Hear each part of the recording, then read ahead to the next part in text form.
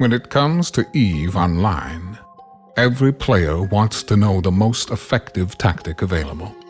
You want to know the meta. The meta controls everything. It determines what will and will not happen. Knowing the meta will alter your views, make you question your reality.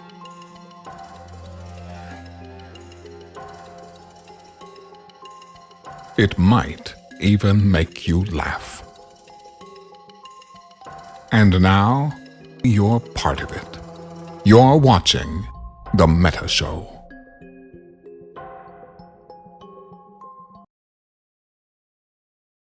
Everybody, and welcome to this week's episode of The Meta Show. Unfortunately, Keith cannot be here this week, so you are stuck with me. And we have Remaker joining us. This week, we have Young Puke with us again, but this time to talk about his Alliance Sedition. So, Puke, hi. Hello, thanks for having me again, guys. Alrighty, Thanks so for joining. let's jump right on into that. Well, actually, housekeeping segment. I haven't done this bit in a while. So, the Meta Show is... Okay, I'm not going to read the rotating host, but we want to hear what you, the viewers, think of the show. So, I'm going to give you a survey there. Yep. Go ahead and fill that out. Let us know what you think of the show and how it's going. We are also looking at making changes to INN. And we have a poll for that, and we'd love it if everybody could fill that out and let us know what you think about the channel and what you would like to watch.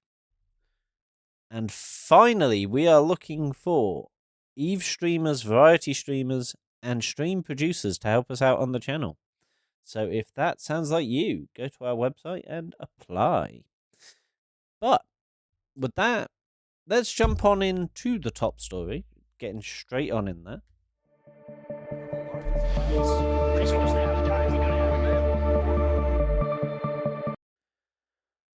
And top story today is the Alliance Spotlight on Sedition. So, Puke, hi again. Tell us a little about the history of Sedition. How did you guys get started? What are you about? Great question. So Sedition was formed in 2020.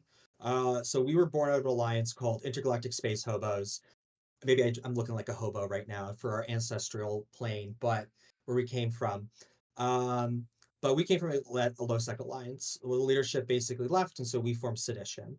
Seditions lived in Placid, St. Glason, and basically we had 3 iterations. So the first iteration, we wanted to continue basically what Hobos was. We tried to sort of find our identity after when the alliances passed away. And what happened was we moved to a little system called Regiscone.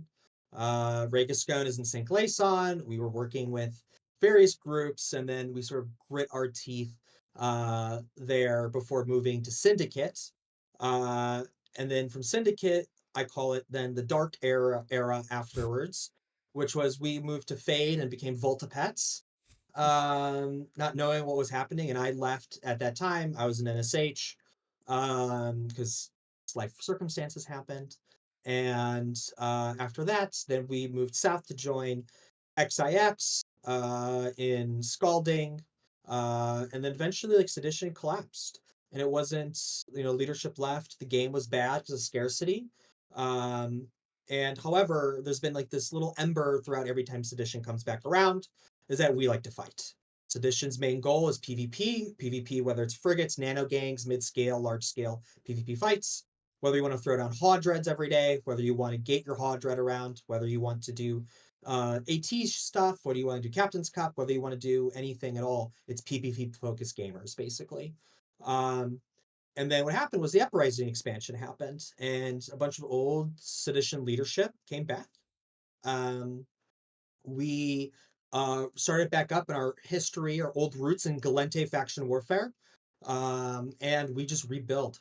We kept building and building and building, and eventually, we outgrew the war zone and we moved to secede. Long story short, and Sedit basically has been one of the content drivers in low-sec now for the past 2-3 years. We like to instigate, we like to take fights, we like to enjoy content, and we just want to have fun and throw down and have a good time. And yeah, I think that's a little 30-second, 2-minute history view. We can go in more detail about like the 3 eras, so to speak, in more detail as well. Sweet. So yeah, you mentioned you had a little stint in null-sec. What was that about? Because I've always found people that normally play in low-sec groups going into null-sec, it normally doesn't go well, and they go back to low-sec. So yeah. So my experiences in null was when like we were trying to build a mid-scale alliance in nullsec, and the problem there is that you cannot be an independent group in nullsec. You have to be tied to one of the blocks. So no matter what, we were somebody's cuck, for lack of a better word. Like we couldn't really do what we wanted. We had to listen to them, make deals. um like we were Volta, basically we lived basically as Volta renters pretty much. They gave us the worst systems. We were access to the fleets. We basically kept ADMs high. I wasn't there for that side of things. I would have never gone to Fade. Um, but you know, we had to learn. And then we went to Scalding Pass under XIX. Um, and it was very much a uh, what's the word I'm looking for? We were basically trying to be their USTZ, which like didn't really work out because like leadership difficulties as well. And so what happened was that like every single time where we're going to basically put names, there's politics that's happening behind the scenes. Scarcity was in full effect. Nobody is fighting after World War B, basically. Um, and mid-scale alliances were dying left and right. Um, and And what so, about sorry, I'm thinking. Yeah, so then afterwards, what happened was that the alliance died. And so it was until Uprising when low sec finally got an update in like God knows how many years. Um, that we eventually was able to grow even further and Okay. rebuild essentially. So you guys are back Like, in. Oh, sorry. oh no, you're good.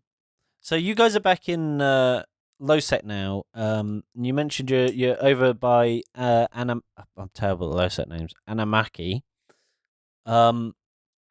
So who do you guys normally work with, or do you have a common group of people that you team up with, quote unquote blues, let's say allies, So I and think that was such? mm, I think that was a learning experience for me. I used to get lots of blues. I used to work with a lot of groups, try to bat phone a lot. But I realized that in order to really survive by yourself, you need to be able to fight independently. So right now, Sedit basically has no blues. The only blue that we have is conifers. They are old friends of ours. We fought with Darius for many years. That's how I know Keith. And he's a very old friend. Other than that, like our natural blues, no, there you don't really have any. So like when you undock and secede, everyone's a target.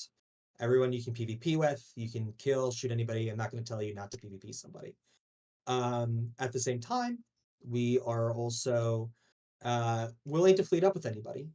So, for example, like will Voltron do low-sec Voltrons against blocks? So low-sec groups will work together.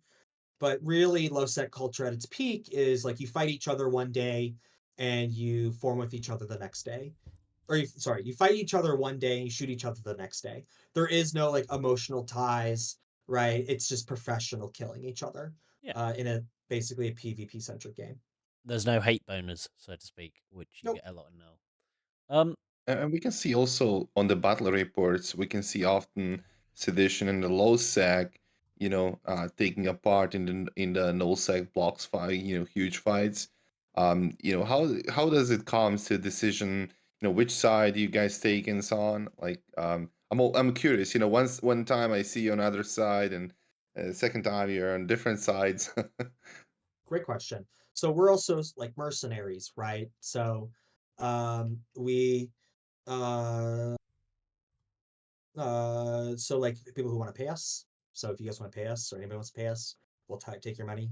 And then we'll side with you. Otherwise, it's I try to side with the people that are smaller most of the time. if the smaller group is getting blobbed, we'll try to side with the smaller group. If there's like, unless there's like political problems there. Otherwise, like that's the name of the group is Sedition, right? So like we want to sort of fight the larger groups if we can, as much as we can within reason. Um, and a lot of the times that we fight other groups because it's fun. Um, like strive use structures philosophically as an avenue for content. I mean, sometimes I'll let them die if I can't be there, somebody else can't be there. It's whatever. It's not a big deal. It's 3 bill. But like if someone is refing my Astra or like refing something, I'll try to flash form if I can and get a fight out of it. And so like that's sort of the mentality that we come from. Is like these are two avenues for getting people to undock and play the game, not emotional infrastructure that you need to have ties to. I mean, we've anchored content for Desars. Last week we did for April Fools, the Big AB killed it. Then we anchored another one, and then like the next day, right? Like, and so it's like that's just sort of the culture that we have. It's like very much like just be undocked, start PvPing. If you want to learn how to FC, if you want to try new things, we'll welcome you. I'm not going to tell you not to fight somebody for whatever reason, really. You should try new things. You should explore and expand your abilities in the game. And I'm not familiar with the low sec, right? So